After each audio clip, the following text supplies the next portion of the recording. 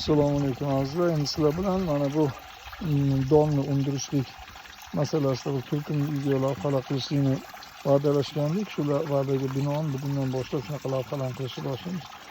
Mana bu arpa undirilgan arpa, e'tiboringlarni qaratmoqchi bo'lgan narsa mana shunaqa holatga keladi. Bu 4-kuni undirilgandan keyingi 4-kuni 10 kg arpa 20 kg bo'lgan mana.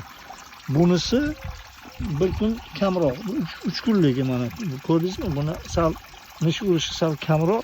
Keyin qo'l tiqib qaraladigan bo'lsa, bu mana bir-biriga yopishmagan, hali unaqa chambarchasi bog'lanib yopishib qolmagan. Lekin mana bu mana qattiq yopishib qolgan, chambarchasi bu ildizga o'xshab yopishib qolgan. Bu tayyor, berishga tayyor bo'lgan. Endi bundan buyog'iga buni agar gidroponika uslubida yashil massa yetishtirish qasd qilinsa, buni demak o'zini maxsus patnosi bor, shu patnosga solinadi va gidroponika uskunasiga qo'yiladi. Hali uskunani ko'chirib kelganimizdan keyin bu variantini ham ko'rsatamiz.